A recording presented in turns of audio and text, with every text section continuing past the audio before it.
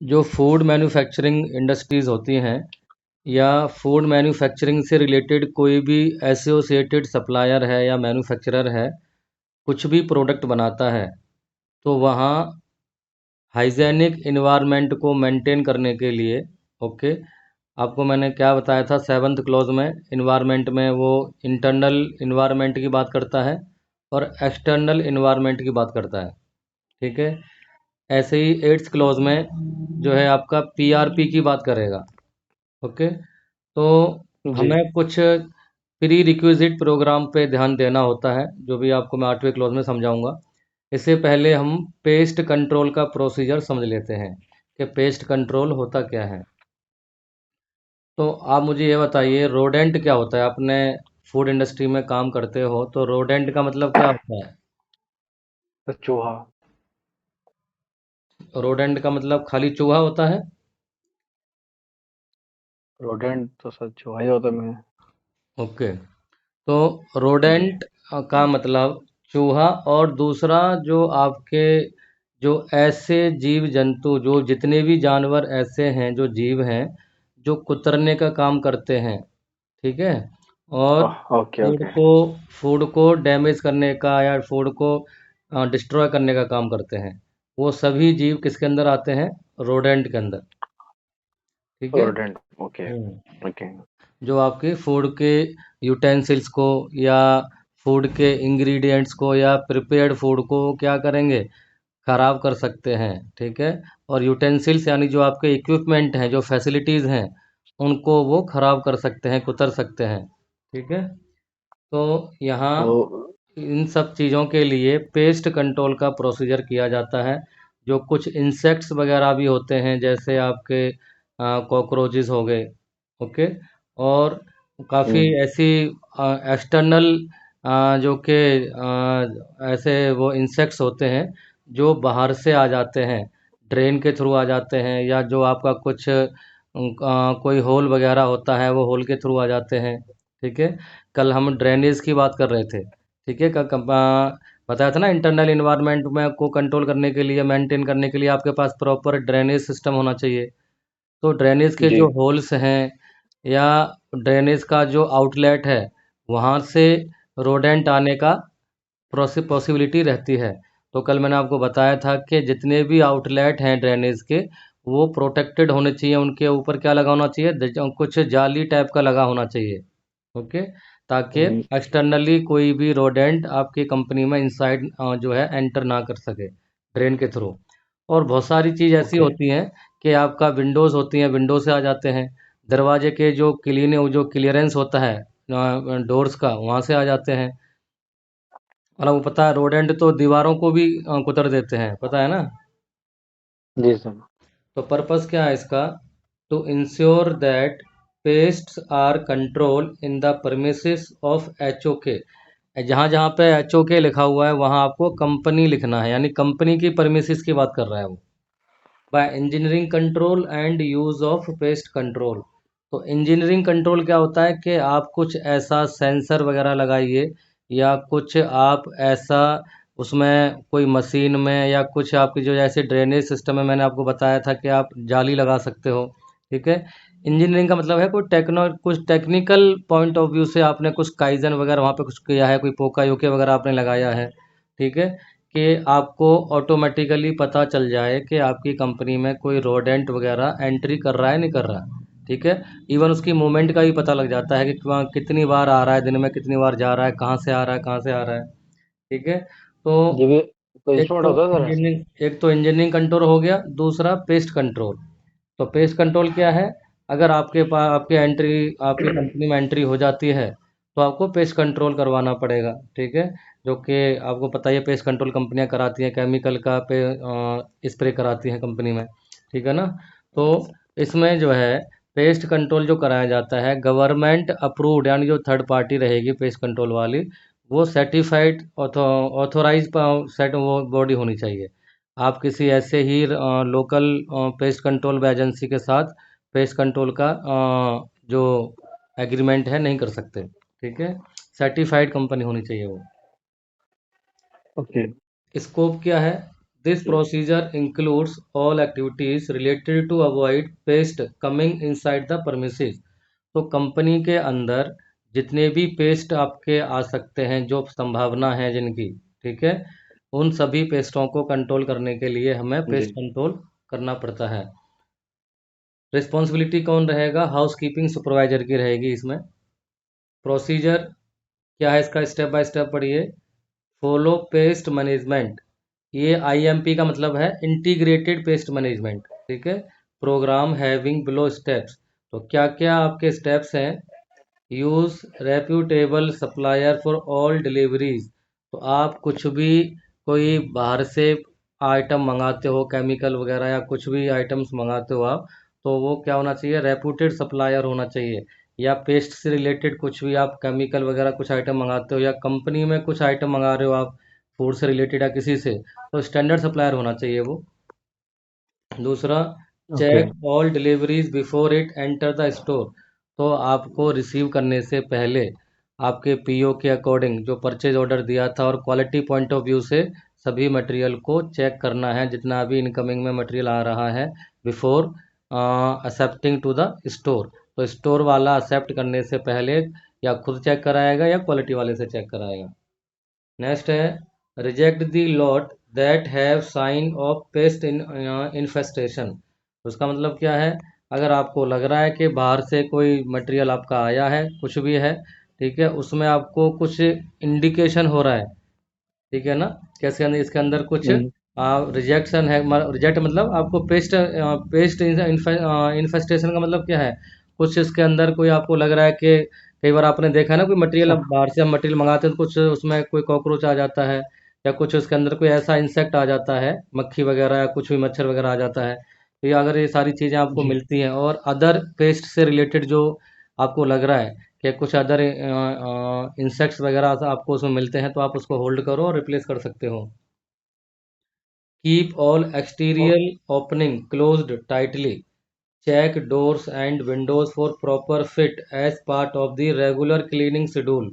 तो जो आपके विंडोज़ हैं क्लीनिंग, और जो आपका डोर्स है, उनको पूरी जब उनको इंस्टॉलेशन किया जाता है, तो एक क्लीनिंग भी देखी जाती है कि भाई इतना क्लियरेंस आपको रखना है, वहाँ से कोई इंसेक्ट वगैरह कोई रोडेंट वगैरह आपकी कंपनी में एंटर ना करे। और प्रॉपर रेगुलर क्लीनिंग भी करवानी पड़ती है हाउसकीपिंग के द्वारा। तो हाउसकीपर जो रहता है उसकी जिम्मेवारी रहती है उसको डेली क्लीन करने की। जो आपके ठीक विंडोज़ है वगैरह हैं, डोर्स हैं, शटर्स हैं, कर्टन्स वगैरह भी होते हैं, पर्दे। 415 में क्या है?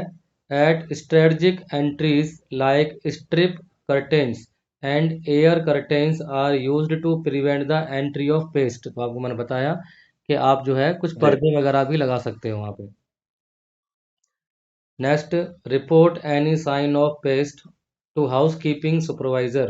तो कोई भी आपको कुछ पेस्ट का साइन मिलता है, कुछ भी आपको लग रहा है कि यहाँ कुछ इंसेक्ट आया है या आ चुका है या यहाँ से आने की संभावना है, तो आप अपने सुपरवाइज़र को उसे सूचित करें। कौन करेगा? जो हाउस कीपिंग वाला का जो पर्सन है। आप हाउसकीपिंग वाले के लिए एक चेक शीट बना दोगे, भाई ये पर डे आपने 1 से लेकर 30 तारीख तक आपने डेट डालो, ठीक है, और उसे कौन कौन से पॉइंट चेक करने हैं वो सारे पॉइंट लिखा दो। पर डे वो चेक करने के बाद टिक करेगा और अपने सिग्नेचर करेगा और सुपरवाइजर को क्रॉस चेक करवाएगा। तो हो गया आपका रिकॉर्ड इसका। अभी मैं आपको इसका वो फॉर्मेट भरना बताऊंगा कि रोड एंड को कैसे मॉनिटरिंग किया जाता है। जी नेक्स्ट है, regular checking for paste Heights outside the outside the housekeeping supervisor. तो जो हाउसकीपिंग सुपरवाइजर होगा, जो हाउसकीपिंग जो पर्सन होगा, वो ये देखेगा कि कहाँ कहाँ पे बिल बने हुए हैं। बिल बोले तो उनके छुपने के जो जैसे चूहे वगैरह के या उनके जो पेस्ट्स होते हैं, उन्होंने होल बना रखे होते हैं ना, छुपने के लिए जगह बना रखी होती है, उनको जी आइडेंटिफाई करना है और उसको हाईलाइट करना है। 4.3, फूड प्रोडक्ट एंड वाटर, इससे रिलेटेड क्या है? Dispose garbage quickly, keep garbage containers clean in good condition and tightly covered in all areas. तो जो आपका वेस्ट निकलता है फूड से रिलेटेड, या कुछ भी आपका गंदा कपड़ा है, ग्लव्स है, एप्रन है, कैप्स हैं, any other any kind of garbage आपको कंटेनर में डालना है। और कंटेनर को जो है as a per day regularly clean कराना है, साफ करवाना है हाउसकीपिंग, जो हाउसकीपिंग पर्सन होगा उसके थ्रू। जी। नेक्स्ट बता रहा है clean up spills around garbage containers immediately, wash rinse and sanitize containers regularly. तो जो गार्बेज के आसपास जो कुछ फैल जाता है, कोई मटेरियल, आपने कुछ ऐसा मटेरियल डाला है, सॉलिड है या वो लिक्विड है, और वो इधर उधर को फैल गया है, ठीक है, कंटेनर के पास जो आपकी डस्टबिन वगैरह होती हैं, तो उसको आप जो है साथ के साथ वॉश करवा दें केमिकल के साथ में। Store recyclable in clean paste proof containers away from the building.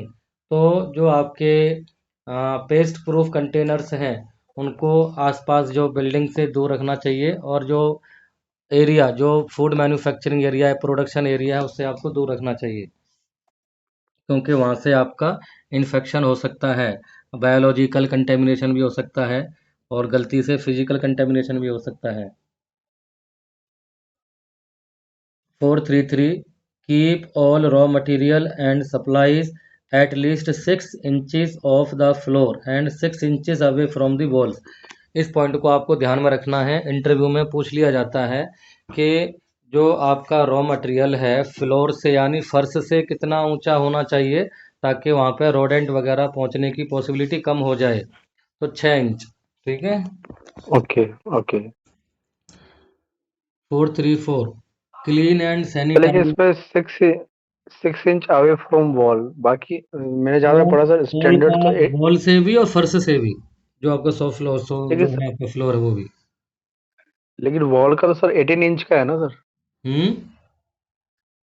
Wall से जो दूरी है रॉ मटेरियल की वो तो 18 इंच की होनी चाहिए सर, तो जो मैंने जहाँ तक आपके पढ़ा है। अपने, आपको अपने ऐसा कुछ नहीं है कि स्टैंडर्ड में लिखा हुआ है, अवे फ्रॉम होना चाहिए।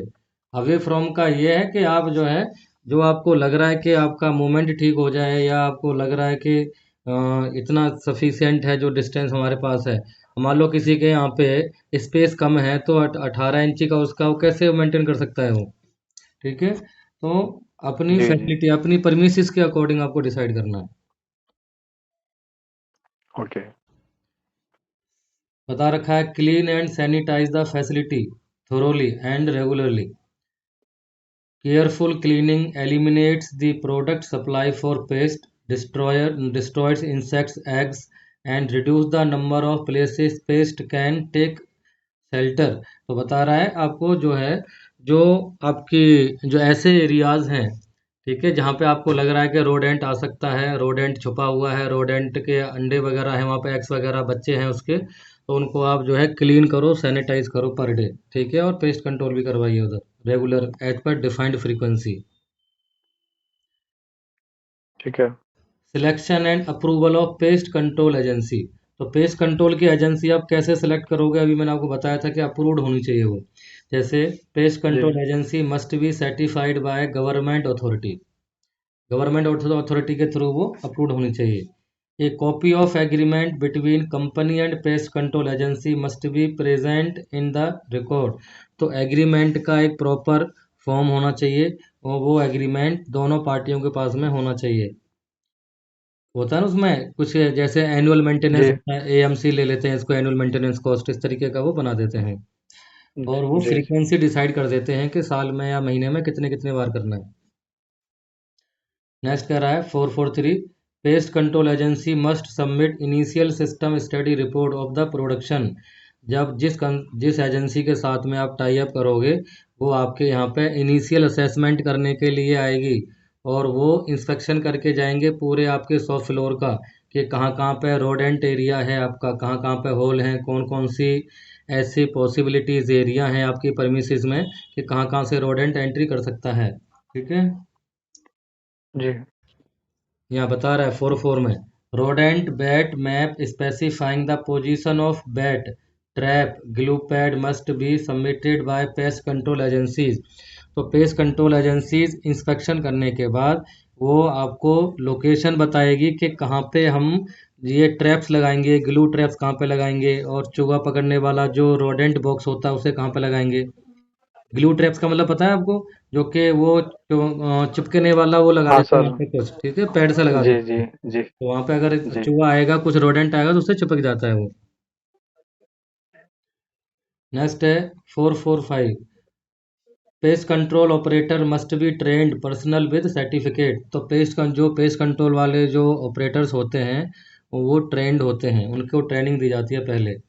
अगर आपके यहाँ पे इंटरनल कोई पेस्ट कंट्रोल वाला है तो उसको भी ट्रेनिंग दिलानी पड़ेगी, जिस थर्ड पार्टी से आपने एजेंसी से पेस्ट कंट्रोल का एग्रीमेंट ले रखा है।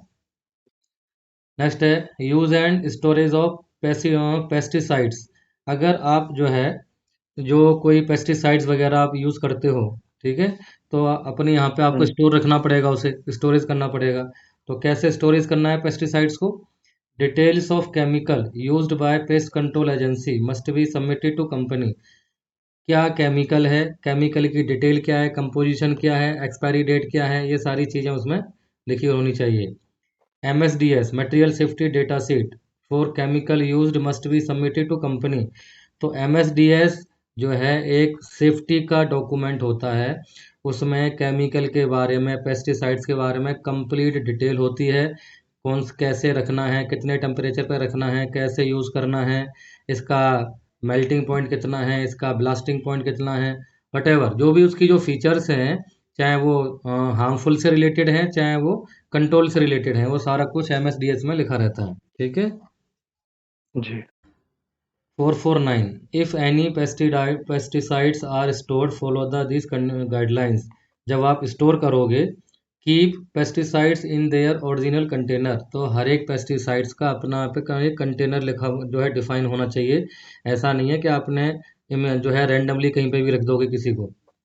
Store pesticides in locked cabinets away from product storage and product preparation areas. जहाँ पे आपका प्रोडक्शन का एरिया है वहाँ से उसको अवे रखना है, दूर रखना है। ठीक है। नेक्स्ट है मॉनिटरिंग मेथड। कैसे मॉनिटरिंग करोगे? Pest control is carried as per pest control schedule. तो पेस्ट कंट्रोल का एक फ्रीक्वेंसी डिफाइन की जाती है, इंटरनल भी और एक्सटर्नल भी। कि एक्सटर्नल जो एजेंसी है वो साल में कितनी बार आएगी और इंटरनल आप कितनी बार कर सकते हो। ठीक है। नेक्स्ट है 5.2, paste monitoring record must be given by pest control agencies. तो जो भी आपके यहाँ पे पेस्ट कंट्रोल करने के लिए आएगा पूरी रिपोर्ट बनाएगा और आपको हैंड ओवर करेगा वो। Housekeeping supervisor okay. Will supervise daily cleaning routines. तो हाउसकीपिंग का जो सुपरवाइजर है, पेस्ट का जो पेस्ट कंट्रोल की जो एजेंसी है, वो सारे आपके होल्स वगैरह को कहाँ कहाँ पे वो छुपे बैठे रहते हैं, ठीक है, उनके क्या क्या एरियाज हैं, हर एक एरिया का वो आपको लिस्ट बना के दे जाएंगे और आपको उनको आपका जो इन हाउस का जो सुपरवाइजर है हाउसकीपिंग का, वो उसे डेली मॉनिटरिंग करेगा और क्लीन करवाएगा। जी। Conduct routine inspection of the facilities. जो भी आपकी फैसिलिटीज़ हैं, जो इंस्पेक्शन के जो आइटम्स वगैरह हैं, चाहे वो मशीन है, चाहे वो यूटेंसिल्स हैं, चाहे वो एरियाज़ हैं, उन सबको आपको डेली इंस्पेक्शन करवाना है। नेक्स्ट है रेफरेंस। तो ये कहाँ से रेफरेंस लिया गया है? ISO 22,000 2018 के स्टैंडर्ड की रिक्वायरमेंट है ये। और ये रिक्वायरमेंट रेफरेंस लिया गया है ISO TS 22,002, ठीक है, वॉल्यूम 4। तो आपको मैंने जो समझाया था क्लॉज नंबर जी। On references. नेक्स्ट है रोडेंट मॉनिटरिंग। तो रोडेंट को कैसे मॉनिटरिंग करोगे आप, इसका एक फॉर्मेट में भी आपको समझा देता हूँ। जी।